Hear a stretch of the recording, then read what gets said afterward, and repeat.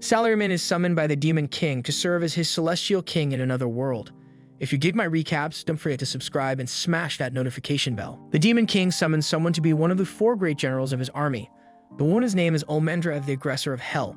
Next, the king summons Sylphid, the Archmage of the Storm. After that, Gnome, the Crust Barrier.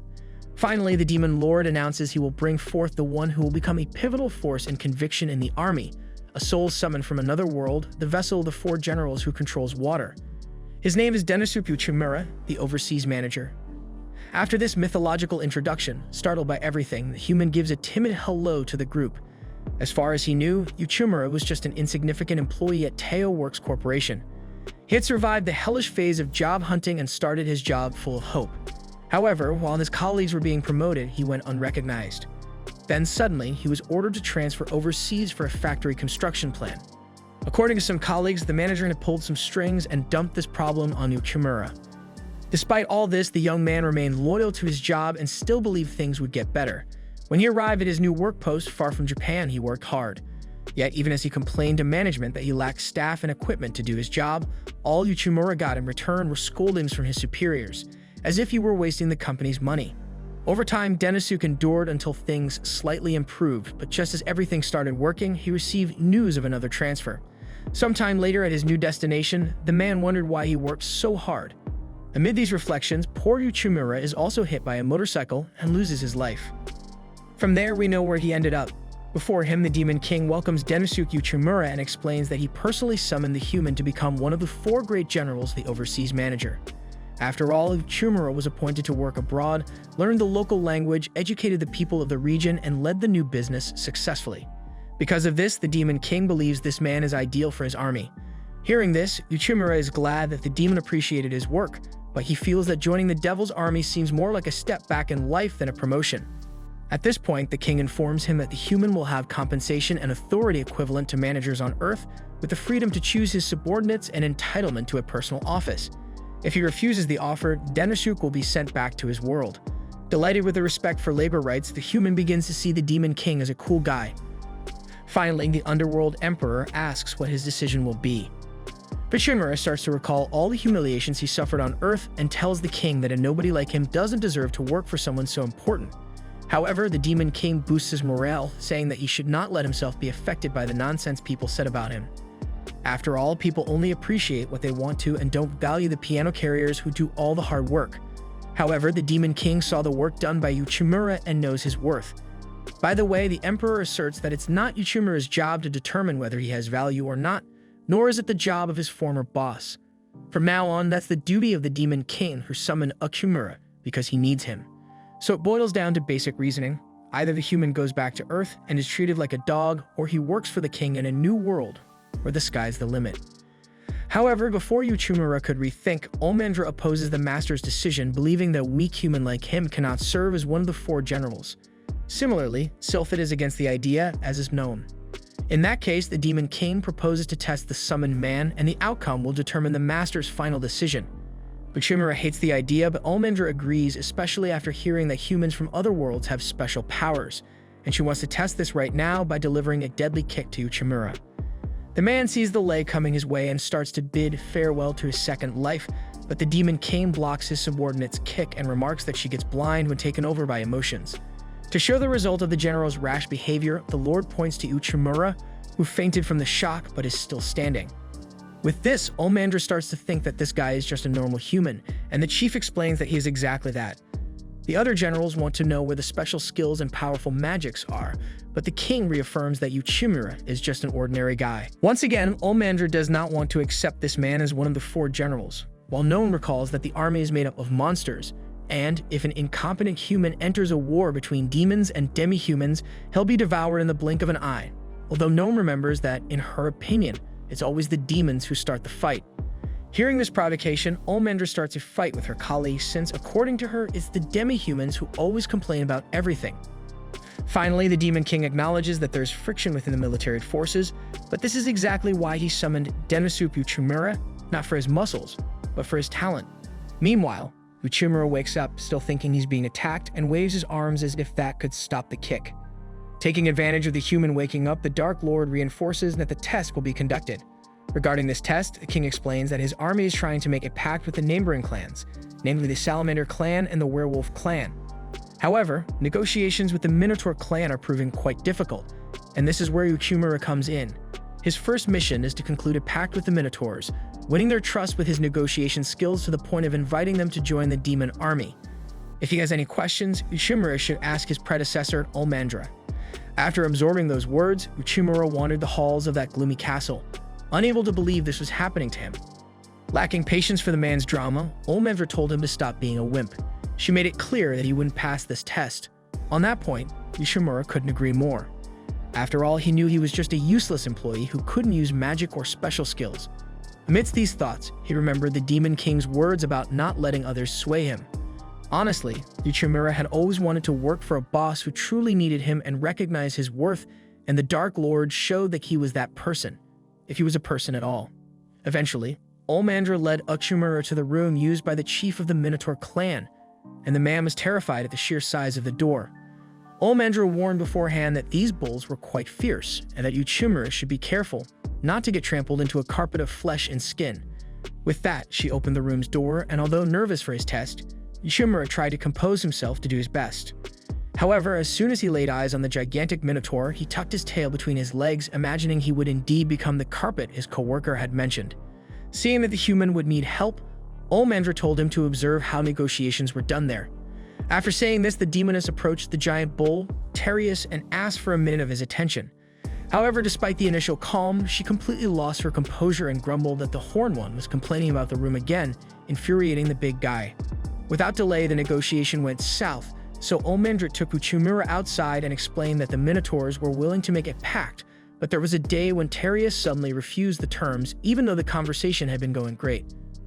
After that, Olmandra returned several times to finalize the negotiation, but each time that bull refused to talk, and to make matters worse, even tried to bring a bunch of junk to throw in the room.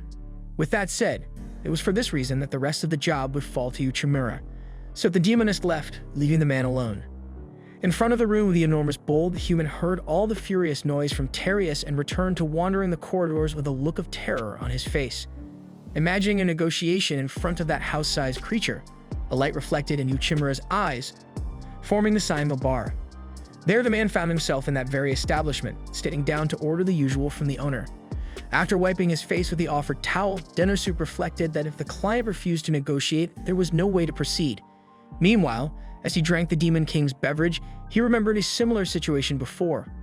Once, there was a guy who just kept saying no all the time, and Uchimura was about to give up on the negotiation. But when they looked each other in the eye, they somehow understood each other.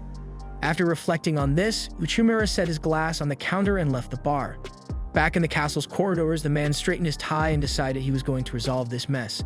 Meanwhile, Olmandra reported that Terius continued to refuse to talk and that it would be impossible for the human to turn the situation around.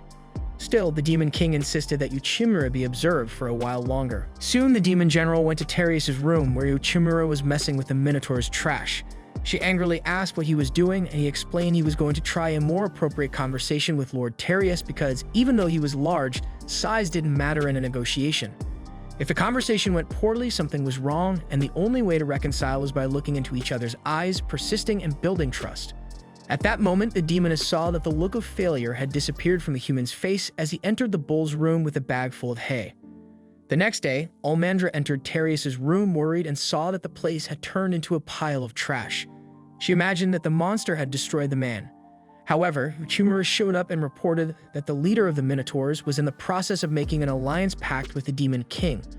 The woman asked how this was possible, and the human said that there's a famous saying: "If you know the enemy and yourself, you need not fear the result of 100 battles." They then went to the throne room, where the pact was about to be sealed. Uchimura told Olmandra that, in fact, Terius thought the negotiations were going well. He had once been through a similar conversation where the client kept saying no, and he was thinking about giving up. But then that client seemed happy and asked to shake hands with Denosuke because for him, lively and emotional discussions were a good thing. Being from abroad, that was how that man expressed his emotions in his culture. Then, when he looked into the Minotaur's eyes and told him the negotiation was going down the drain, the giant didn't understand why. Apparently, it's a courtesy among Minotaurs to place hay in the rooms they will use because they are large and afraid of breaking any beds. So Terius was sleepy and getting annoyed by not being understood. Then, Almandra blamed herself for not having been able to understand the visitor, but Tereus approached and corrected that the fault was also his for not knowing he was being rude. After the Minotaur left, the Demon King proved that Uchimura sees what others do not. Therefore, he gave the man a bracelet that recognized him as one of the 4 generals.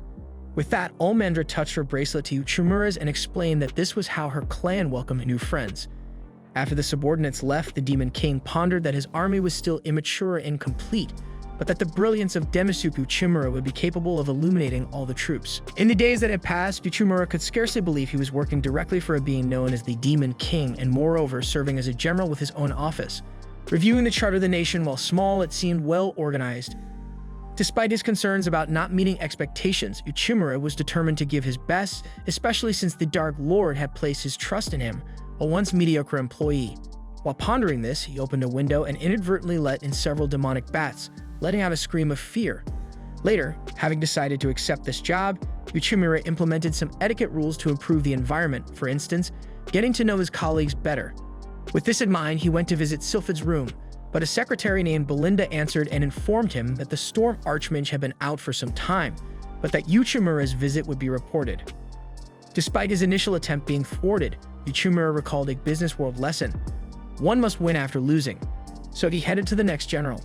However, Almandra interrupted him, saying he was being summoned by the Demon King for a new task. Arriving there, the human discovered he was to form an alliance with the Ogre clan. According to the Demon King, the demonic army was still a growing force and needed to collaborate with semi-human clans in the region to match larger forces, including the ogres. This faction had a strength comparable to the demons, and its leader acted dominantly toward the neighbors. Because of this, the ogres were wary of the demons and had imposed information control in recent years, complicating matters. Ideally, an alliance would be great, but there was also a chance the ogres would be hostile, and everything could fall apart. According to the Demon King in Uchimura's world, this would be called negotiating an alliance with a competitor. Speaking of the human, the king believed that only he could accomplish this task. With that said, Almandra realized she had no choice but to guide the overseas manager on this journey, making it clear, albeit not entirely honestly, that she would be worried if it weren't for Uchimura's involvement. Later, she emphasized that the two would work together again as great generals. Speaking of which, the man wished he could talk to Gnome about this negotiation, as she led the semi-human forces and could provide valuable information about the ogres. As Almandra saw the semi-humans, she refused to accompany her colleague and argued that she would check the carriage. According to Uchimura, it was better for them to divide the tasks to advance things, though it seemed the demoness was merely jealous. Subsequently, Uchimura watched the semi-humans train and was impressed. After the leader interrupted the exercise, she informed the soldiers that their precision with the bow and spear had improved. Then she ordered an officer to provide a well-deserved rest for the subordinates. Uchimura hadn't expected the morale of these troops to be so high, nor that the earth crust barrier would be such a talented commander. Meanwhile, Gnome approached and asked the purpose of the overseas manager's visit. He explained about the negotiation mission with the Ogre clan, and the semi-human mentioned their leader was named Ogier and was a tricky opponent. Known for his bravery and audacity, he was seen as a dictator by enemies. As for the rest, the girl preferred that the human see for himself. Aside from that, Gnome demanded that Almandra be kept away from her, as she was exuding an annoying hatred. Unaware that the demoness was right behind him, Uchimura got a shock. Meanwhile, the Hell Aggressor mentioned she was just concerned about her traveling companion and had come to call him since everything was ready for departure and he was taking his time. Out of patience, Gnome ordered Uchimura to leave with that thing, further irritating Almandra. As he listened to the argument between the two, Uchimura reflected on their troubled relationship. After the journey, the duo sent by the Demon King ended up waiting at the entrance to the Ogre's castle, to the point Almandra grew impatient and demanded quicker action. However, the guards made it clear they could only allow the visitors in with the chief's permission, even though they were two of the four greats. Reflecting on this, Uchimura mentioned that making the other wait was a common tactic to unsettle the opponent, so it was better for her to stay calm. Nonetheless, the demoness was in no mood to play it cool and wasn't afraid to radiate hatred, with her vast power surrounding her body, which frightened the ogres. However, a local representative arrived, apologized for the delay, and invited the visitors inside. Once inside, Uchimura carefully observed his surroundings and analyzed every detail to gather valuable clues for conducting the conversation. Yet Almandra asked him not to look around too much, as it could show weakness. After all, the ogres were extraordinary beings, their strength comparable to the Demon Lord's army. But Uchimura knew the biggest problem. Indeed, the man knew. According to Gnome, Ogier, the ogre chief, was a complicated individual. Finally, the guide led the foreigners to a massive gate. As the door opened, the human let a drop of sweat fall as the anxiety of not knowing exactly what he was dealing with was overwhelming. Then they met the local clan leader. Olmandra began speaking about the purpose of their arrival, but Ogier ordered her to speak only when given permission. Knowing his colleague had a short fuse, Uchimura noticed she was making a great effort to control herself after that rebuff. Eventually, Ogier asked if the demons had come to surrender to the ogres. If so, the only condition was that the head of the demon lord be brought. Hearing this challenge, the hell aggressor almost lost her cool, but Uchimura held her wrist and asked for time to consider the proposal. Afterward, he withdrew with his companion. Far from Ogier, the girl exploded to vent the anger she felt. However, Uchimura explained that the ogre's intention was to irritate both of them and end the negotiations without causing unnecessary conflicts. By aggravating Olmandra, Ogier aimed to pin the blame on the negotiators if the talks didn't go well. Although upset by the insult, Uchimura knew he could not always express his anger, as it would disadvantage the Demon King in the negotiations. Ogier would use the demonic negotiators' poor behavior to ally with other nations and attack the demon army. Considering there wasn't even proper space to talk, the human decided to retreat for the time being. Either way, neither Uchimura nor Olmandra knew exactly how to proceed from now on. At that moment, the earlier guide introduces herself as Olulu, Ogier's daughter. Despite Olmandra's suspicion, Olulu wishes for the visitors to dethrone her father. Having said that, she leads them to the castle's food storage, which was empty. According to her, the ogres used to wield great influence over neighboring clans, but now they are facing severe financial issues. But Uchimura confesses he had suspected as much as he noticed upon arrival that the soldiers' equipment was in poor condition and the entire castle was dim and lifeless. It is a common sight in companies on the brink of bankruptcy. When one person decides the course of everything, decisions may be made quickly, but this isn't always the best option for financial health. Ululu says that's what's happening here, and the only way to rebuild the ogre clan is with help from the demon army, but her father won't listen. Besides, she reveals with tears in her eyes that he is ill and the control of information is due to this. However, if Ogier dies suddenly, the problem will be even greater. Uchimura understands the girl's concern but says it's very reckless to reveal internal matters of her clan so freely. About this, the ogress claims she trusts her ability to judge others' character, and the way she spoke made Olmandra feel jealous again. With that, Olulu asks the human to marry her and become the new clan chief, as it's the only way to change the clan's course. Unable to show his anger, Olmandra asks for some time for them to think. Subsequently, Uchimura takes some time alone to reflect on all these matters. At that moment, his eye once again emits the sign from the same bar as before, and that's where he appears immediately after. By his side, Olmandra was saying that the lion is the strongest wild animal, and the master insists it's the gorillas. Either way, Olmandra believes a group of lions symbolizes pride. Upon hearing her talk about group and pride, Uchimura comes to a conclusion. Thus, the man returns to the real world, straightens his tie, and promises to resolve the case. The next morning, he meets with his travel partner to report that he has made progress in the negotiations. The plan was to meet the ogre clan soon. However, the human intends to take Olmandra to another place. If all goes well, he will manage to have the negotiation session conducted by the chief himself. A week later, they meet with Ogier, who tells them to stop this charade because all he wants to know is why the other races have joined the Demon King's army. Upon hearing the question, Uchimura gives a small smile of satisfaction. That day, he told his partner he would recruit clans from the other races before Ogier, because previously they had ogre support, but not anymore. Therefore, it should not be too difficult to annex the neighboring territory of the ogre clan. Uchimura calls this strategy Operation Fortress of Large Enterprises. Reflecting on the current moment, Uchimura notes he used the same tactic a long time ago when trying to secure a contract with a large company. According to him, if you approach a large company at the front gate like a brute, they will kick you out.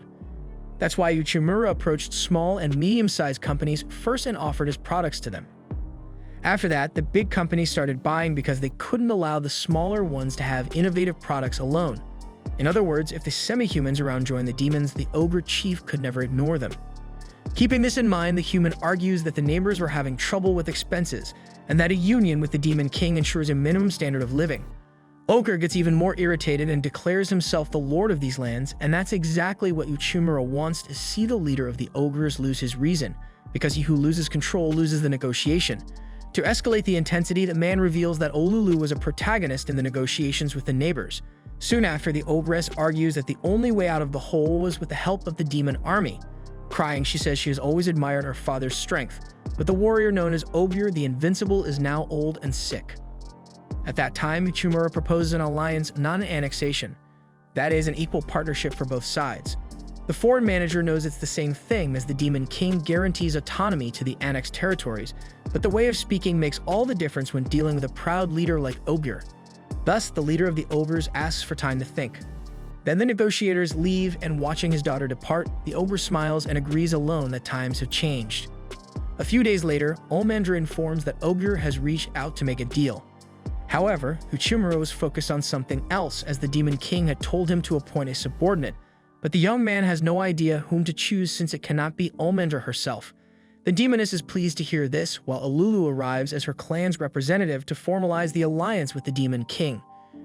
After Uchimura's departure, Ogre began to pass management tasks to the most competent members of the clan, and since then, everything has improved. For that reason, Ululu would do anything for the human as a thank you. Soon after, Uchimura invites the ogress to work with him. Following this, he analyzes that the demon army has grown considerably, but that every great return comes with a great risk. The following day, Uchimura was deeply engrossed in his work, devising ways to enhance efficiency on certain military matters. Suddenly, Olmandra entered his office to announce that the negotiations with the Bear tribe had been a success. Now, it was up to the foreign manager to organize the terms for each side to finalize the agreement. Reflecting on this, Uchimura recalled endless meetings where those terms never seemed to clarify, but it appeared those days had changed. Olmandra had also heard that Uchimura's efforts to facilitate an alliance between the demonic army and the ogres would be rewarded in a ceremony, the details of which she would provide after lunch. Surprised by this news, Uchimura mused that he had never received as much as a ham sandwich above his salary at his old job. Speaking of the perks of his new role, lunch was delivered to his office by none other than the Hell Aggressor herself. However, the gym porridge served was quite bland, according to Uchimura. Olmandra admitted she had diluted the porridge with water to make it stretch further, leaving him quite frustrated. He reflected that Jim, a type of grain grown on the farmlands around the city, and thanks to Olulu, who was well-versed in royal studies and diplomacy, Uchimura was learning about this new world. Ultimately, the military ration from the demonic army was just a poor Jim porridge, something he understood, but truthfully, he missed having meat. Sensing his friend's frustration, even though he hadn't voiced it, Olmandra assured him she understood his plight and invited him to go hunting. More precisely, when they reached the forest, the general informed that the army had received a mission to exterminate magical beasts in the area. Among the demi-humans living there, 5 orcs had been entirely devoured. But Uchimura panicked, while the demon explained that the strong feed on the weak. That was the law of nature. Normally, orcs would find a way to defeat these magical beasts on their own, but this time, the enemy was too strong. Considering the gym porridge needed to be diluted to stretch, Uchimura imagined the orcs were not fully healthy and well-fed, especially with this magical beast disaster. Undoubtedly, this world was as problematic as the human's original one. Interrupting his thoughts, Olmandra shouted that she had found an edible mushroom that the orcs had been collecting when attacked. This mushroom was considered a very precious ingredient in the region. Seizing the moment, Olmandra planned to wait for a magical boar to appear on its own. It wasn't long before the giant beast emerged with its red eyes and sharp tusks. Olmandra ordered Uchimura to slowly back away while she handled the problem. Then, with a devastating spinning kick, she struck the animal's head squarely. Uchimura considered that boars lacked a concept of three-dimensional space. They could only perceive what was directly ahead, behind, or beside them. With an overhead attack, Olmandra left the creature without a response. However, the boar recovered from the blow and flung several rocks with its tusks at the enemy, who dodged the projectiles with her vast agility and landed a punch on its ribcage. To be capable of such force, Uchimura noted that the Hell Aggressor also needed to be a monster, but still the difference in resilience between them was surreal, and the demon lacked the decisive power to end the fight outright. After all, wild beasts like boars use their tusks and claws to threaten their prey, but humanoids like Uchimura and Olmandra were fragile animals with very low killing ability. That's why humans had always needed external weapons like swords, shields, grenades, and rifles as a way to compensate for their lack of natural strength. In Uchimura's mind, Olmandra was well aware of this, which is why he couldn't understand why she hadn't brought any weapon for such a lousy hunt. Meanwhile, the Hell Aggressor realized she couldn't defeat the boar this way, so she would have to reveal some of her true skills. As the body takes time to recover from such techniques, the demon always avoided using them, but there was no other way in this fight. As the boar charged at the enemy, she considered that if she opened the abdomen and damaged the stomach, the boar would be inimitable, so she grabbed its tusk and exterminated the animal with a type of reddish energy. Terrified, Uchimura wondered if this was the magic of a demon, while Ulmandra invited him to eat a boar, though the poor guy had lost his appetite after witnessing the disturbing scene. Later, the general of the demonic army received thanks from the local demi-humans, while Uchimura realized that these people were just like the boar and felt even more disturbed. A resident handed Ulmandra the boar's leg to cook and start the feast, and Uchimura regained his happiness knowing he would finally have meat in his belly. Thus, the general grilled the beast with her fire, but as she was preparing the second thigh, she simply carbonized the piece with fur and all. Uchimura complained that this wasn't much to his taste, but the woman insisted he eat it. When the human reluctantly bit into it, the bitterness of the meat juice spread across his tongue like gasoline, and he complained to his colleague for forcing him to eat such crap. In response, Ulmandra retorted that this guy complained about every meal he received, so Uchimura realized that the cultural difference between humans and demons might lead him to deep indigestion.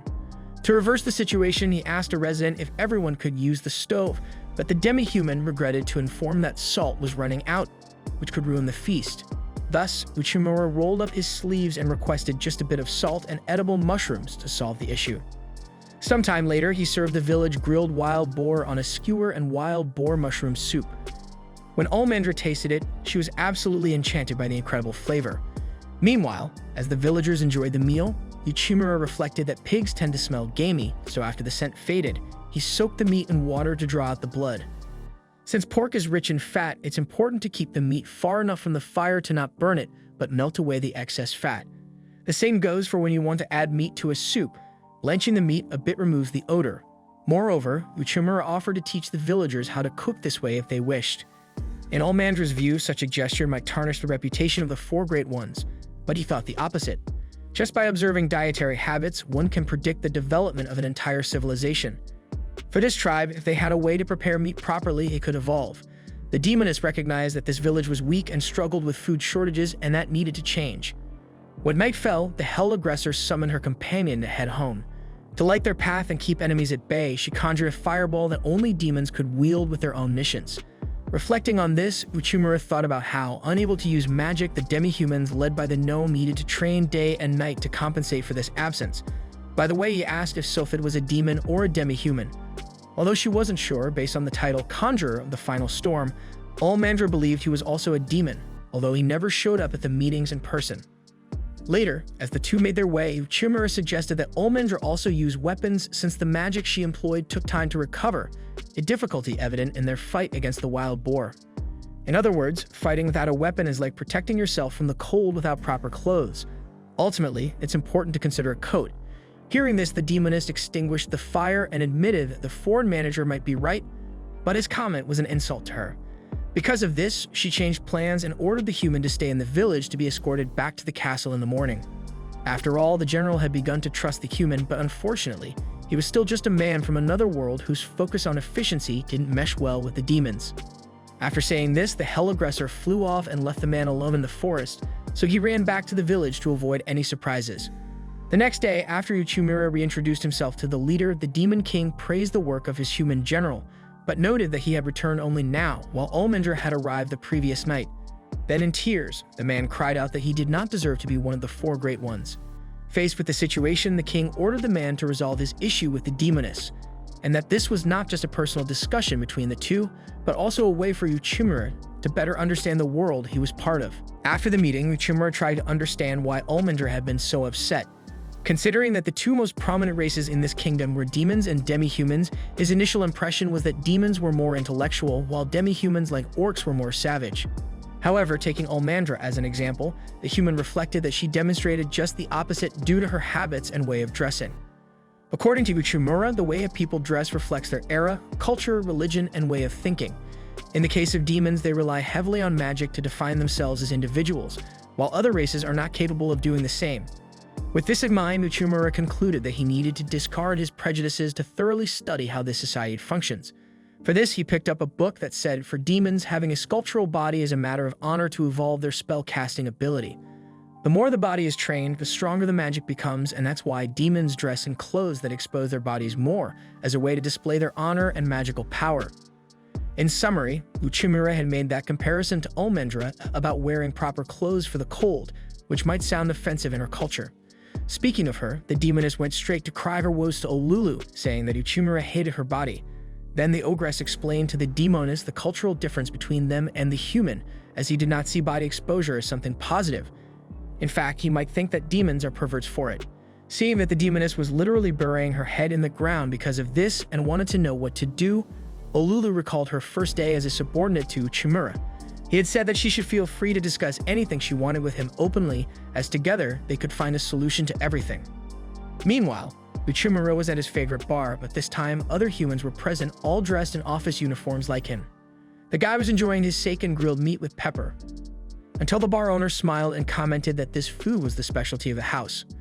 As this was the first time he had seen this man smiling, Uchimura had an idea. Thus, the two met hastily after understanding what they had to do. First, the human admitted that he found the demoness's body extremely sexy, and she responded that she wasn't perverted and just wanted to hear him praising her body. After realizing what they had just said, they were embarrassed. Then Uchimura bowed to apologize. Similarly, Olmandra also bowed to apologize for having imposed her ideas in the conversation and leaving the man alone in the forest on impulse. Honestly, Uchimura confessed that he felt his life was in grave danger at that moment. However, he stressed that the important thing was that they sought to learn more about each other to reach a solution, and because of this, he believed that the two could be great companions. Olmandra didn't quite understand if the guy meant something with ulterior motives, but she ended up confirming. With that, Uchimura was relieved to be able to work more peacefully, without a messed up environment in the castle. After that, the Demon King gathered his subjects and allies to announce that following the alliance with the ogres and the integration of the 7 tribes, the demonic army had grown even stronger. For this reason, the leader wanted to congratulate Denosuke Uchimura for his incredible performance in such a short period. To reward his merits, the Dark Lord gave a magical stone to the general. However, although grateful, Uchimura claimed he couldn't have achieved any of this without the help of Olmandra, so he offered the stone to the demoness and sought her favor. Watching the scene, Olulu reflected that giving someone of the opposite sex such an item is considered a marriage proposal in demonic culture. Meanwhile, an unknown demoness spied on the scene from afar and concluded that a loser like Uchimura had gained recognition. However, despite all the celebration and recognition the human had achieved, when he returned after a few days to meet with his boss, he kneeled down and begged for a second chance before anything else was said, thinking he had messed up in some forgotten way. On the other hand, the Demon King responded that Uchimura's problem was that he didn't acknowledge his accomplishments and had the self-esteem of a gothic e-girl suffering from paternal absence. Changing the subject, he asked the Foreign Affairs manager what he thought about the relationship between demons and demi-humans. In his view, the difference between the two races was what mattered most. After all, with the ability to use magic, demons held numerous advantages in society, which marginalized the demi-humans. With this, the Dark Lord fully agreed that the issue was that only a few races were capable of wielding sorcery, and that's where Uchimura came in. The general needed to find a way for everyone to have this capability, as it would decrease social inequality. Uchimura was grateful for the opportunity, but he remembered that he was an outsider who also lacked magical skills. However, that was exactly why the Demon King had given him the magic stone a few days ago, a rough, unpolished gem that the human must figure out how to use with the help of a specialist in magical research, Sylphid, the Storm Archmage. Anyway, before anything else, his boss warned him in advance that Sylphid could be a real pain. After the meeting, Uchimura left the throne room, and Olmandra appeared snooping around. Discovering that he had been given an exclusive mission by the boss, the demoness imagined that the human's work was going exceptionally well. Later, Uchimura studied how the incredible power of this item could be utilized in various ways.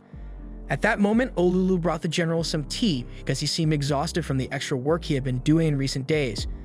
She thought he should head home a bit earlier today just to avoid a free burnout.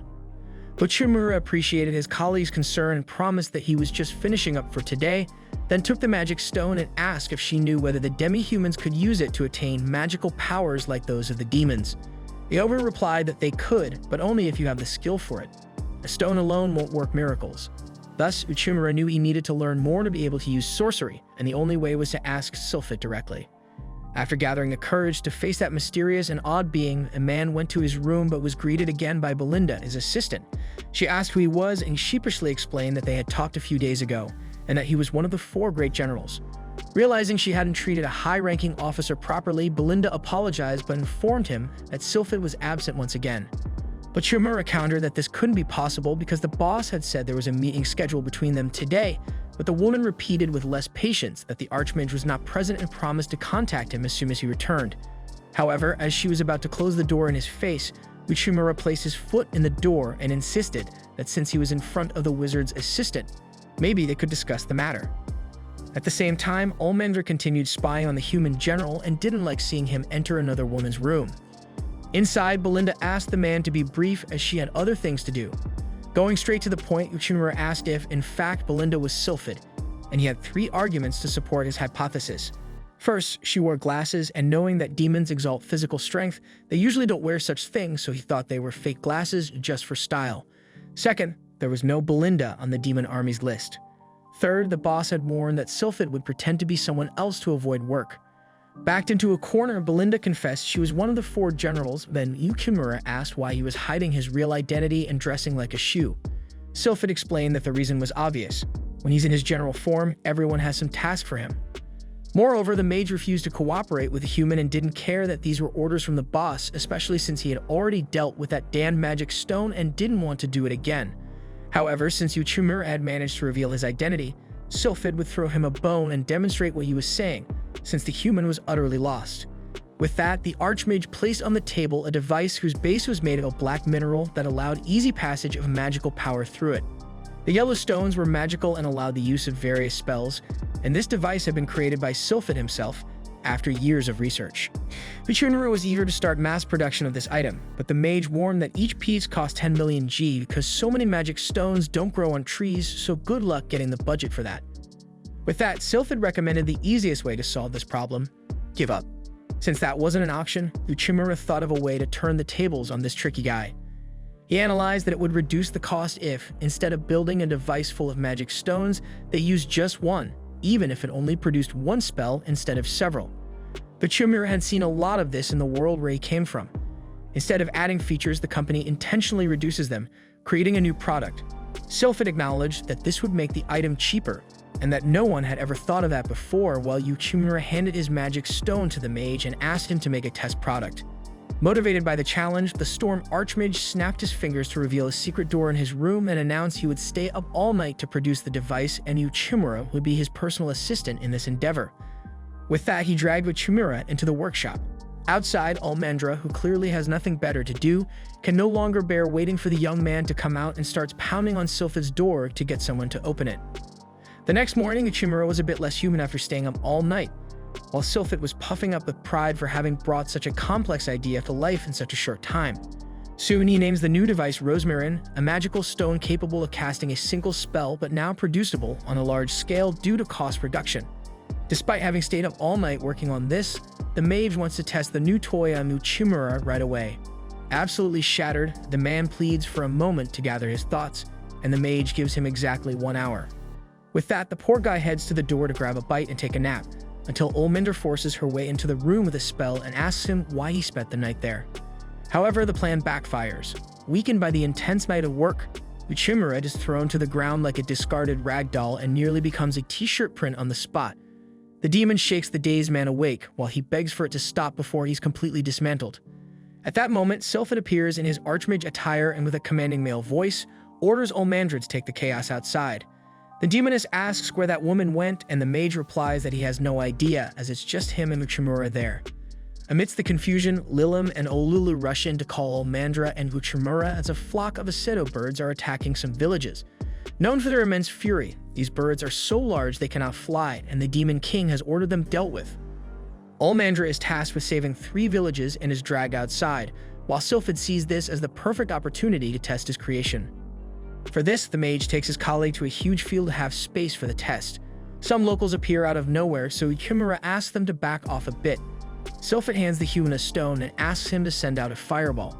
Despite being terrified, the man follows the mage's commands and imagines the stone as part of him, with his blood flowing through the device. Having done this, Uchimura manages to conjure a fireball and is astonished. At this point, the flock of Aceto appears on the field. Uchimura launches several fireballs to hold off the birds, but the device stops working when an animal attacks him up close. Sylphid fends off the approaching birds using magic, giving the external manager space to try his spell again, but it's not working for some reason. After eliminating the first wave of the Aceto, the Storm Archmage concludes that the stone didn't withstand the battle's intensity and deems the experiment a failure. At night, the generals share a soup made from Aceto with the village residents, and Uchimura comments to Sylphid that these demi-humans seem quite fragile.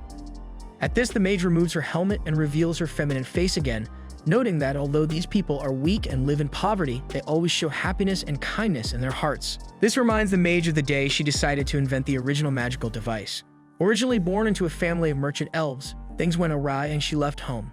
After being found wandering by some demi-humans, Sylphid was welcomed into that village where no one could use magic and everyone fought against poverty. Hoping to help these people, the witch began working on the devices, but in doing so, she lost sight of the main reason for her research. Remembering this, she assures Uchimura that the role of a scientist is to advance society, so it's a matter of honor for them to make it work. By the way, the woman is certain that the Aseta will attack again soon, so finding a solution to the stone's breakdown is urgent. With this in mind, Uchimura reappears at his imaginary or not bar. This time, Almandra was eating cooked entrails and drinking merrily after hours. Witnessing the demoness's happiness, Uchimura reflects that the entrails are indeed delicious, although they used to be difficult to store and prepare. In the past, people would vomit directly from such food, but today, thanks to the high level of collagen, people can enjoy this meal as things that were once seen as useless have become indispensable after undergoing certain changes. After this thought, Uchimura asks Sylphid to produce another 10 rosmarin for tomorrow as he will solve this problem. Thus, when they face the flock of Aseta again, the external manager positions the stones on the ground and activates them all at once as the birds approach. From what he understood in the previous conflict, the Aseta are greatly bothered by the shrill sound upon the stone's activation, enough to drive them away. After scaring off the animals, the man realizes that this strategy barely consumed the magic stones. A few days later, back at the castle, when presenting the discovery to the demon lord, Uchimura reports that they don't need to cast spells to deter these monsters, as this new device is cheap, economical, and capable of scaring away various types of animals. Thus, the villages will be free from potentially dangerous wild animals. Pleased with the outcome of the discovery, the king orders more magical devices to be distributed to the villages. After the meeting, Uchimura thanks Sylphid for all of her help in researching and developing the discovery. On the other hand, it is the scientist who thinks she should thank him, as the human managed to restore a tremendous purpose to her work. Because of this, the mage rewards her comrade with a combat magic device loaded with fire, capable of up to 30 shots. Uchimura asks if Sylphid produced this during the development of rosmarin, and she responds that she isn't called a genius for nothing. With the end of this meeting, Uchimura returns to the office eager to get to work, until Almandra bursts into the room violently, complaining that the guy didn't keep her updated at any point about what he was doing. Anyway, since he gave her the stone as a gift, surely he wasn't flirting with another woman in vain. The next day, back at Uchimura's imaginary bar, Almandra decides to bother a kid who's holding a cell phone. She mentions she's envious because the kid lives with his parents and can spend all day on the internet, to which the boy replies that she's annoying. At that moment, Uchimura notices the young boy isn't watching Minecraft videos on YouTube, but instead investing in stocks, and judging by the watch on his wrists, this kid is no amateur. Undeterred, Almandra tells the boy to take off his hood since they're inside the establishment. When ignored, the demoness repeats the demand, this time twice as loud, and attempts to physically remove the hood. Watching the scene, Uchimura reflects that he too needs to remove his hood, not from his sweatshirt, but from his attitude at work.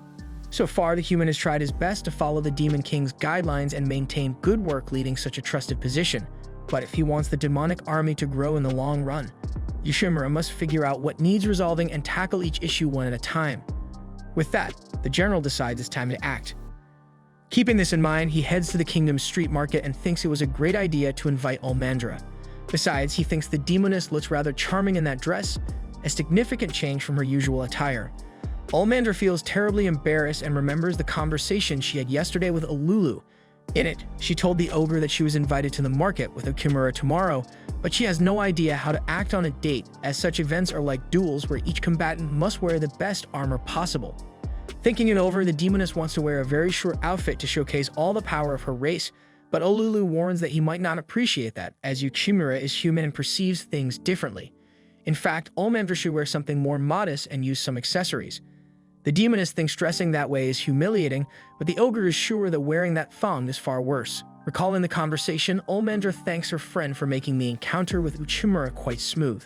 By the way, the man comments that today's research will be very gentle because of Almandra. The woman is confused by this statement, so the human confirms that they are there to conduct market research, throwing the poor demoness's expectations out the window.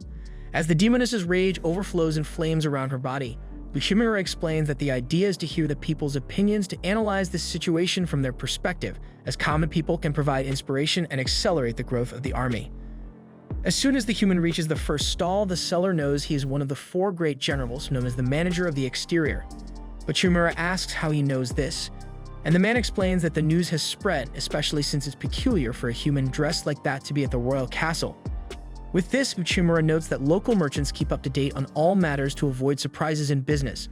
If he wants to gather information, the man must pay good attention to the network of contacts of the traders. Also, the vendor comments that he didn't expect 2 generals to be there, especially in such a nice atmosphere. Olmandra is offended and explains that this is just market research, but since there are 2 such important people at his stall, the merchant is willing to offer a fantastic promotion for a pair of gold cups he has. Without a second thought, Uchimura says he'll take them, but in exchange, he'd like a favor. Ignoring their conversation, Olmandra thinks Uchimura is buying this pair of cups to throw in the towel, regarding the research and admit once and for all that this was a date from the start. Then, Uchimura asks the woman to leave as he has already gathered good information and product samples, and now it's time to continue the work. As he walks among the people, Uchimura makes notes of what he finds interesting. During a brief stop at a coffee shop, he analyzes that the alliance between demons, ogres, and minotaurs has brought great advances in cultural and talent exchanges among these peoples. Olmandra adds that they've never had so many stores open around the kingdom before, but Uchimura points out that there are also downsides to this type of policy, like the food issue. As the population has grown rapidly, it becomes harder to secure enough food. For example, the price of jimu has risen significantly, making life difficult for the people. In fact, these days, Olmandra went to a jimu store and tried to force the owner to lower the prices, but it seemed he wasn't making any profit either. Uchimura thinks the wholesalers are to blame as they facilitate the sale of production goods through various channels and assume the role of intermediaries in the business. They probably bought the jimu farms and monopolized this product. With the monopoly, they can sell at whatever price they want, and you can be sure they won't sell cheap. Hence, when jimu reaches the market shelves, small merchants also need to raise their prices to make a profit. As such, Olmandra wants to have a healthy talk with these wholesalers, but Uchimura warns that this is just speculation at the moment because a group called the Guild is responsible for managing the wholesalers, and any overstep might represent a problem, as this issue affects the entire country. Moreover, there's still the social inequality between demons and demi-humans, and these problems must be resolved one by one. With that, Uchimura closes his notebook and announces the end of the market research for today. As there's still time left, he asks what Olmandra wants to do. Shyly, she imagines that now a real date begins until no one appears unexpectedly at their table, saying that today is Ruria Day. But Uchimura asks what that is, and the demi-human explains that it's a traditional celebration of her people that consists of gifting people who are important to you. But Uchimura asks if no one will gift the army, and she replies that she certainly won't gift this grumpy-faced demoness sitting at the table. At that moment, a couple of demi-humans beg for the leader's help to save their shop. Without delay, the generals are taken to the couple's food stand, where they explain that they have been selling a dish called chumozu for as long as they can remember. However, their business has been declining, and after a certain merchant appeared, they even considered giving up. This merchant, a major trader named Budagarian, had suggested that since the price of jimu was rising, they could make a profit by selling chumozu at a more affordable price. Consequently, he placed a massive order with the couple. They joyfully worked through many nights to fulfill the deal, but when the delivery day came, Budagarian claimed he was unaware that chumozu couldn't be stored and had to be consumed the same day. As a result, the couple lost the order for nothing, resulting in a huge loss. Upon hearing this story, Nome comments that Uchimura is not only good at negotiations but also an excellent cook, so he might have some insights. Uchimura then tastes a chumozu from the couple's tray and declares his intention to save their shop. With that, Nome leaves the matter in the hands of the human general. First off, Uchimura wants to establish the goals that the merchants need to achieve currently. Since chumozu must be eaten on the day it's made, they need to sell 300 pieces, equivalent to what the shop would sell in 2 months. Uchimura tasted a chumozu and thought it tasted similar to Japanese mochi. Although tasty, it lacked distinctive features to make it highly appealing, but this could also be an advantage as mochi, with its mild flavor is often used to accompany a variety of different dishes. Now, to decide which dishes these might be, Uchimura needs to understand the clientele of the shop. The couple mentions that their main customers were older, but chumozu has become unpopular among this age group. Even the couple themselves are not fond of it. Following this, Uchimura asks the vendors to create a new chumozu recipe, while Olmandra is tasked with visiting some recently listed shops for assistance. Sometime after this meeting, Uchimura returns to the middle of the market with a drum to draw attention, loudly announcing that today is Ruya Day, featuring traditional target shooting at boars, beetle wrestling, and hit the mole, a game where players hammer plastic worms popping out of holes. Amid this, Almendra bets on a beetle that just kicked its opponent out of the ring, and she cheers for the victory. The demons around are puzzled by this Ruya Day, so Ikimura explains that the celebration originated from an ancient story about a beautiful girl who met a boy selling chimozu, and the two fell in love. However, the king at the time was so jealous of the woman's beauty that he forcibly separated them. Nevertheless, they continued to meet secretly on new moon nights. One such meeting occurred during a Ruya event, where they ate chimozu and wished to live together forever. Eventually, the gods granted their wish, blessing the couple with a 7-colored rainbow, and they were taken to the world of stars to live happily ever after. After sharing this story, Uchimura announces that tonight is also a new moon night, so everyone should give a chimozu to their loved one to make their wish come true. Seeing the public's positive response to this tale, Uchimura recalls that the best idea he had was to ask Gnome about Ruya Day. Combining this with his knowledge of festive events from his original world, such as Christmas, New Year's, and even Halloween, Uchimura devised a strategy to stimulate the desire to purchase among the people. With this in mind, he tells the shocked couple that it's time to show what they can do, so they present their colorful and attractive new chimozu recipe, which resembles a rainbow. As everyone begins to eat, Almendra notices that most of the buyers are young people, and Uchimura explains that the key to the operation was repositioning, as sometimes time leads to a decline in sales, so it's crucial to change the target audience to refresh the clientele. Indeed, due to the sales success, the human begins to dream too big about other stores and fantasizes about a network of chimozu shops funding the army's growth. After some time, the shop couple thanks Uchimura and Almendra for everything they've done for them. But Uchimura makes it a point to highlight that Gnome also helped a lot by promoting the shop during the event. Seeing that Almendra is annoyed that the man mentioned her arch-rival, he shares that, as she helped with sales today, many demi-humans have changed their perception of demons on this day. Subsequently, the couple gives them a collection of chimozu that forms a rainbow. Then, Uchimura invites the demoness to sit together, and he finally displays the pair of cups he bought earlier. Missile as always, Almendra thinks this is definitely the moment the man has been waiting for to propose to her once and for all. Although not feeling completely ready, the demoness decides to let life take its course and eagerly awaits the official proposal. However, as the man says nothing during this time, she awkwardly asks what he will wish for when eating the chimozu. Without hesitation, he replies that he wishes their next case will also be a success, prompting Almendra to lose her patience and scold the man as a workaholic. Upon returning to the castle, the foreign affairs manager reported to the supreme leader that he had learned a great deal from his market research, especially about a neighboring country known as the Land of Gold, which boasts an incredible gold reserve. He stressed the need for the demonic kingdom to target this land to establish a business network, as trading with wealthy nations would be crucial for the army's strategy. The king suggested that rosmarin, a valuable product from their nation, could be traded. Uchimura, however, felt that such war technology should remain a secret. The Lord countered that researchers of Sylphid's caliber were so rare that it was nearly impossible to replicate their discoveries. Even if the rosmarin were to be stolen, the thieves could never steal the talent of its creator. Moreover, although this nation is not the largest, it certainly matches others in terms of talent, and with men like Uchimura at his side, the Demon King was confident of their success. However, he warned that the human general must be very cautious, for the Land of Gold, known as the Kingdom of Fury, is not always a pleasant place. The next day, Uchimura reflects alone that he joined the demonic army just a few months ago, and the day has finally arrived, as today he will make his first business trip as a member of the Four Greats. Later, standing by the carriage, Olulu commits to making preparations for the visit, and Almendra asks if he doesn't want her escort, since the Fury King is known to be young and capable, but also quite unpredictable. Once it was said that he fed a merchant who sold him counterfeit goods to the crocodiles. Despite being terrified by this story, Uchimura decides he needs to go alone on this first trip and sticks to the initial plan. As the carriage departs, the demoness follows to act like a mother to the human, asking if he's brought his wallet, telling him to stop the carriage if he starts feeling sick, and advising him to refuse if beautiful maidens are offered in that strange kingdom. Hours later, he arrives at the famous Land of Gold, a visibly prosperous territory teeming with people. The main business of the demonic army has been exporting grains like jimu, but after recent alliances, the population has grown along with a need for more grains, necessitating imports from other places. So the plan now is to trade higher value products to obtain gold. And if there's one thing the Land of Gold has, it's exactly that. Given the future of the army depends on this, Denosuke Uchimura feels the weight of this responsibility on his shoulders. Thus, he meets with the much-discussed Fury King, a surprisingly young demon adorned with golden ornaments scattered across his body.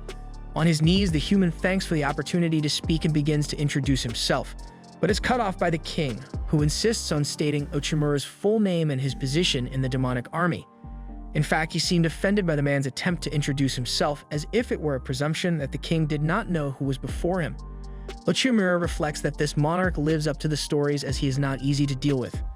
By the way, the king mentions that the general has been in service for a few months and has surely finished his probation period in the demonic army. With that, his eyes enraged, he questions why Denosuke hadn't visited him sooner. Desperate, the human bows even deeper than before and begs for forgiveness for the oversight, while lamenting that the situation is only going from bad to worse. After all, a negotiation is nothing more than a mental battle, considering that the person with more power always has the advantage, and as the king makes clear at every opportunity, he is the powerful one in this conversation. Finally, the king gets straight to the point and questions the purpose of the general's visit. Uchimura then presents gifts of the highest quality silver to the monarch, who simply destroys the objects with a vast power of lightning. After all, the outsider has just gifted the king of the land of gold with silver, which is an offense. After bowing again to ask for forgiveness, Uchimura cracks a slight smile and shows another gift that might please the leader. He then presents the Rosmarin, a magical stone capable of repelling monsters. Considering that the demonic army created this product and only they have used it so far, the Fury Kingdom would be the first from outside to have access to it. It could be quite important, as they always might encounter problems while mining gold. The king asks if he is talking about the stone golem, and he confirms it, mentioning that several magical beasts have been plaguing the miners around the local territory, requiring a large regiment of armed soldiers to protect the expedition. However, if the Fury Kingdom could count on the Rosmarin, they would no longer have to worry about monsters. Hearing this, the local leader recognizes that such a product would save a lot in terms of guards allocated for the security of the mines. Then, Uchimura displays several magical stones and asks the king to try them himself to attest to the quality of the product. Thus, the monarch decides to test the Rosmarin immediately, using Denosuke as a guinea pig by releasing a giant crocodile at him. Even terrified, the man raises the magical stone and laments that beautiful maidens were not offered to him in this strange kingdom, but a crocodile instead. Interestingly, Ulmendra had mentioned both possibilities. Either way, today is not the day for Uchimura to become food, as the Rosmarin takes effect and repels the crocodile, which now turns its attention to the Fury King. Noticing that the beast is about to pounce on the supreme leader of the region, Uchimura conjures a fireball to end the problem. However, the king fries the animal with his lightning. Having done this, he acknowledges that this device is quite interesting. By the way, he emphasizes that the foreign manager had the courage to negotiate with him, the confidence to speak as equals.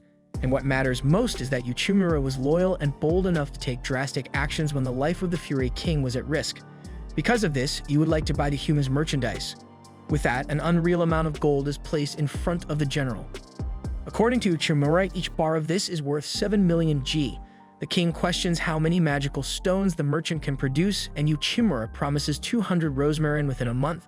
The king orders that this amount be brought in just 1 week, and with a snap, shows that he's willing to be generous if a human does a good job. After all, 3 piles of gold bars are dumped in front of Uchimura, as the king declares that he wants all the stones from the demonic army.